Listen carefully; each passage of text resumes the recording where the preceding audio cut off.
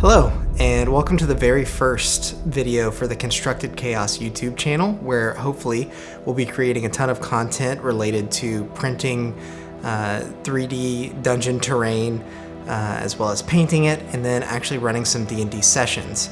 I have a homebrew campaign that I run with some really close friends of mine that will be streaming live here to YouTube as well as to Twitch on occasion.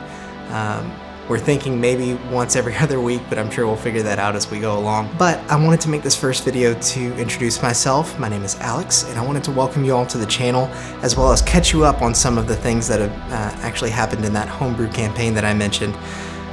We haven't gotten too far along, but I always find it hard whenever I'm watching a stream not to know exactly what's happening or what has happened. What better way than to just share with you all my DM notes from the perspective of somebody that was part of the campaign. So with all that out of the way, I guess we can jump right into getting you caught up on what's happened so far. Taffy, the gnome sorcerer, Arsino, the ASMR monk, Sarnorin, the elven wizard, and Valafar, the tiefling barbarian, awoke to the sounds of a creaking ship in calm waters. Below deck and in the dark, with no memory of how they'd arrived, the four of them made their way topside. There they were greeted by an old sea captain who refused to speak to them, responding to their questions with blank stares and silence. When finally they arrived at the ship's destination, the captain lowered the gangplank and motioned for them to exit the ship. With nowhere else to go, the four of them reluctantly left the ship and watched as it sailed away. They were left stranded on an old wooden dock that was connected only to a vile bog shrouded in mist. The group ventured into the bog in hopes of finding some respite amongst the mud, but encountered a small troop of kobolds instead. Defeating them handily, they pressed on until stumbling upon a single dead tree. Taffy climbed the tree to scout their surroundings and saw one bright light source emanating from somewhere in the distance. Upon climbing back down, she discovered a hollowed-out cavity in the tree that contained a note from a man named Esaf Quay. The note explained that he and another group of adventurers had been stranded there for an uncountable number of years. Most of them had perished, save for himself and the half-elf named Sylph. Esaf also made mention of a settlement further inland called Salvation, though he also explained that the people there are all silent and appear lost in more ways than one. In light of this, at the time of writing the letter, Esaf and Sylph had decided to live out their remaining days in a small shelter they'd built to the west, the same direction the party saw light coming from. So, they set out for Esaf's hut. Upon arriving there, they saw a small wooden structure precariously perched upon a massive tree. Above that, they noticed a small light source hovering near the roofline. The light extruding from it cascaded down a spiral of rotten stairs that wrapped around the tree, leading to a trap door that gained them access to the building. The inside was completely deserted, with a thick layer of dust on every surface. Upon inspecting further, they found a magical water skin and another letter from Esaf. The new note explained that Sylph had found a way out of the bog just past the town of Salvation. However, ominously, the note ended with Esaf recalling that he had a child before arriving here. His vigor renewed, he apparently signed the letter and left hurriedly. Just as the party began to make sense of this new information, they started to hear voices coming from outside of the hut. The voices grew louder, and it became more apparent that they were the moans and groans of the undead. After discovering this, the group fought their way through a horde of zombies that were making their way up the steps. In their escape, they managed to take with them the light source that they found to be a drift globe that allowed the user to cast the daylight spell. Pursued by more zombies, they ran through the tar-like marsh towards the town of Salvation in hopes of answers and possibly even a way out. To their chagrin, the town was just as Esaf described, only a small settlement in the bog with several people that refused to speak to them much like the old sea captain that brought them there. As some party members attempted to reason their way through the next course of action, one resident of Salvation heard them and frantically began to unload questions onto them. When they finally calmed her down, the party was introduced to Zheles Willowwind, a pale-looking wood elf who had obviously been trapped in the bog for some time. As they talked with her, it became clear that her memory would often fade in and out. When they asked her, several times, about the way out that Esaf had mentioned previously, Zheles recalled that there was such a place, a cavern, that could only be found by following one of the lost townspeople. She also recalled, unfortunately, that a formidable enemy stood guard over the place and struck down anyone who came near. After some more questions and planning, the party decided to wait until a townsperson left Salvation and to follow them to their escape. After the party had some time to rest up at the inn, they noticed one of the townspeople wandering out into the bog. They gathered their things, brought Zheles along, and began to follow. Along the way, the adventurers discovered a part of a statue sticking out of the mud. Curious as to what it was, Taffy used their bottomless water skin to clear the mud surrounding it. It was revealed to be a statue of a being that was part man and part snake. Taffy suddenly felt something watching her, but had no time to investigate much more without losing track of the party and their lead. Finally, the party arrived at the entrance of the cavern. They curiously watched as the town person wandered up to the entrance and was suddenly struck down by a massive knight in rusted armor. His blade glowed with the golden light, and a fight ensued. Through sheer perseverance and some help from Zheles the wood elf, they were able to bring down the knight. However, in doing so, Zheles cast a spell that partially ensnared Valafar and Arsino. And, when asked to drop the spell, Zheles began to laugh maniacally. She rushed past the party and into the cavern, grabbing the fallen knight on the way, and then vanished into a magical darkness. The party rushed into the cave after her, but found a fight with several lemur and an ooze instead. They defeated their enemies easily enough, but Zheles was long gone, and the group could no longer hear her laughter. Venturing further into the darkness, the adventurers stumbled upon the skeleton of Sylph, who spoke to them via enchanted amulet that protected her against the same sort of mental decay that was apparently infecting the people of Salvation. The group also deduced that the knight that they fought was likely a diminished form of Esaf Quay himself. Though, was he acting as an instrument of this place, or was he keeping them out via his own volition? The answer was unclear to them, but they knew they needed to press on and confront Zheles regardless. And so, after a bit more exploration, the group found themselves standing in a room of swirling winds and acidic air. The small cavern had opened up into a huge room overlooked by the cliff that they all stood upon. At the bottom of the room, a bubbling green acid lay waiting, and on the edge of the cliff stood Zheles, the knight at her feet. She kicked him over the edge and turned to face the adventurers, trying to convince them that this was the way out. The party could not bring themselves to believe her. More townspeople appeared behind the adventurers and, in a crowd, began to push them all closer to the edge. But Valafar was able to push Zheles over the cliff before the zombie-like townspeople could do it to them. It felt as if the whole world shook in response. The roof of the cave came crashing down towards the party, and they suddenly woke up in the ruins of a city. In the light of the sun, their memories rushed back to them, but before they could make any sense of it, they were greeted by a familiar face. Zheles Willowwind stood over them, calling someone over to help them. As Taffy, Arsino, Sarnorin, and Valafar woke up, they all began to recall the state of the world that they live in. Currently, they sat in the ruins of the border town called Salvation in the country of Imsford. Imsford is a country held in high regard by its neighbors. It's famous for its prosperity and generally good disposition towards its citizens.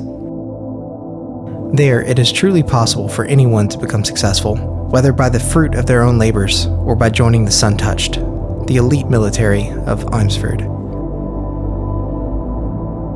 The country is one of two that borders Zheles and is tasked with guarding the wall around its borders. The capital city of Inisset is known for its perfect placement on the coast in such a way that the famous Inisset Tower is touched by the amber light of each and every sunrise over its city walls. Inisset Tower is also home to King Gravant Highcrest III, also known as the Demon Slayer King. King Gravant earned his nickname 30 years prior when he'd slain the Son of the Void, a tiefling from Zheles, that led a group of rebels across the border in an effort to take control of Eimsford.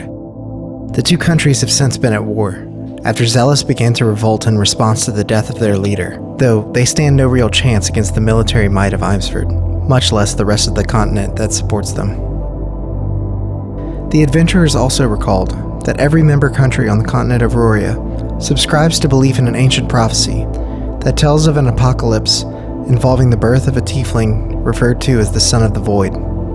The original prophecy has been lost to time, but has resulted in the belief that any tiefling has the potential to become this world ender. For centuries, tieflings born in society were purged out of fear, but eventually some families that either didn't believe in the prophecy or couldn't commit to bringing death to their own child fled to a barren region of the continent and lived in solitude.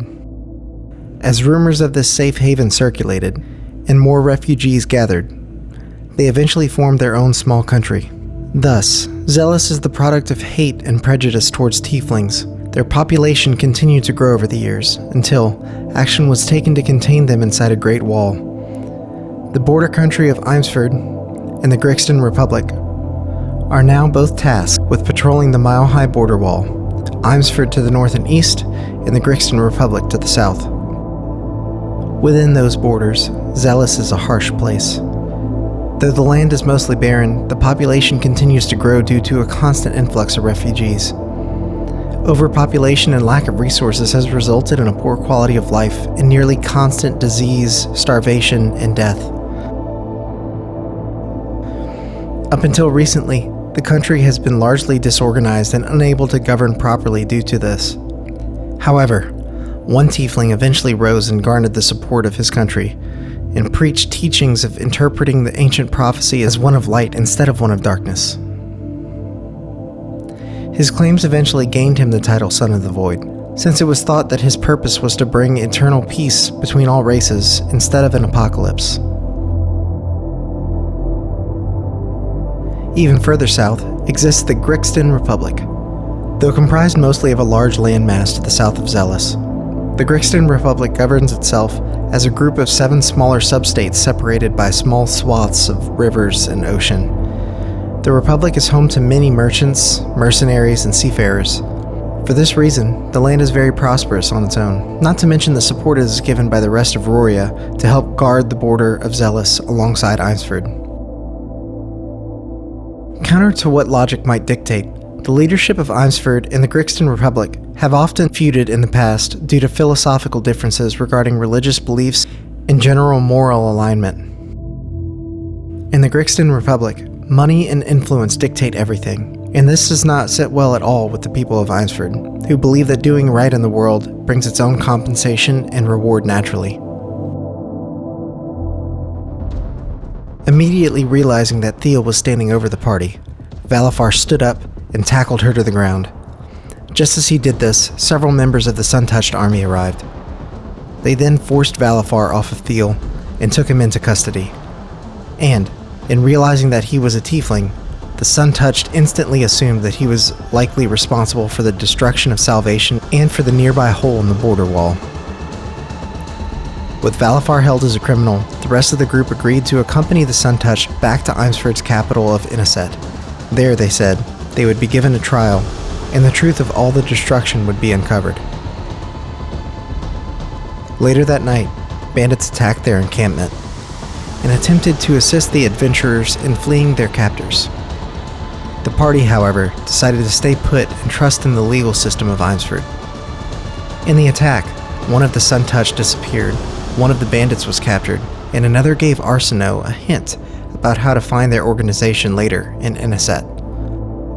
The Sun-Touched questioned their new captive, Belvius Brownheart, and decided to take him along to Inisset to face justice as well. Eventually, the group reached the town of Dulwich, which exists just south of the burning forest. The Suntouched intended to rest there for the night with their captives before making their way through the forest in the morning and ultimately arriving in Inniset before sundown. However, a plan for escape was hatched amongst the party and one of their captors instead. Cheryl, a Luxodon cleric, was a member of the Grixton Republic, traveling with the Suntouched, and after all he'd seen, he made the party aware that he'd had a change of heart and would be willing to help them in an escape. They quickly executed their plan, and they were able to slip away in the night unnoticed, until Belvius ratted them out. Things got a bit complicated from there, but with the help of their new friend Cheryl, the adventurers were able to escape. The 5 of them eventually made their way to the city of Irigan. Their intention was still to travel to Inniset and uncover the truth, but they wanted no part in the justice that the Suntouched were forcing upon them. Short on cash, the party decided to look for a bit of work within the city before making their way to Inniset. They took up 2 separate jobs after familiarizing themselves with the city. The first was a request by a local alchemist to investigate some potential identity theft by the city's blacksmith, who coincidentally had the same name as him. The second was a commission by the magical trinket collector Solhador Gonkakith to deliver some raw materials to a talented smith outside of the city and return the item he would craft within a week. After investigating the blacksmith and finding some small evidence of foul play on his part, they found the whole situation to be a bit more complex and intricate than they originally thought. So, after filling in the alchemist on their findings thus far, the group decided to handle Solhador's request before returning to Irigan and finishing the other job they'd started. When they returned to the local inn for a night of rest before departing the next day, they discovered that 2 of the Suntouched soldiers that held them captive were staying at the same inn. The party was then able to convince the innkeeper to let them sleep somewhere safe from prying eyes. The innkeeper brought them around the back of the Stuffed Snake Inn and allowed them to sleep in the basement. To their surprise, the innkeeper locked the door behind them and the party was forced to battle 2 golden half-snake, half-man statues. The statues appeared to have a personal vendetta against Taffy and, at times, an echoing voice could be heard promising revenge upon her. Bewildered and confused, the party managed to dispatch the statues and investigate a bit further. After having a look around, the party discovered that the stuffed snake was a front for a large-scale drug ring, and the same drug they peddled was the one that destroyed an entire elven society from which Sarnorn hailed. They discussed this for some time before finally getting some much-needed rest. They awoke to the sound of the lock on the door being undone, and, to their surprise, it was not the innkeeper, but Belvius Brownheart who appeared in the doorway. Apparently, Belvius had also escaped the Suntouched and was looking for a place to hide. The party reluctantly decided to let him go and went on about their business. Venturing back towards the burning forest to begin Solhador's job, the party met an old man by the name of Jabian Diner, the blacksmith they were supposed to commission to craft the item that they needed. However, Jabian revealed to them that the magical forge he used inside of the forest had been impossible for him to access for nearly 30 years, and that all he'd been crafting since was an interestingly flavored brew of ale. The group was eventually able to convince Jabian to accompany them, so they could escort him through the dangers that prevented him getting there, and they left the following morning. After a brief encounter with a pit of snakes and the discovery of one of the Suntouched soldiers dead in the forest, they finally arrived at the mystical forge. They were then tasked with protecting Jabian while he worked. As he brought the forge to full heat, some of the trees in the area began to wither, and a small brush fire began to smolder. A group of dryads emerged from the forest, as if intent on quelling the threat that the party posed, but Sarnorn was quickly able to put out the fire.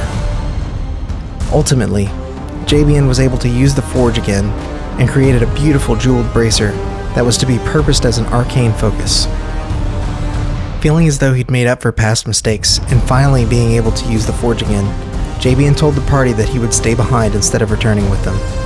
Taffy embraced Jabian one more time before the group began making their way out of the woods. Jabian's body shone brightly as if being molded by the forge itself, and he vanished peacefully. Back at Jabian's hut at the edge of the forest, the party celebrated his life with some of his unique ale before getting some rest. For the first time in a long time, they felt fulfilled and at peace. Perhaps they could do some good in the world after all. And that is where we will find them in the next session of The Wrath of Zheles.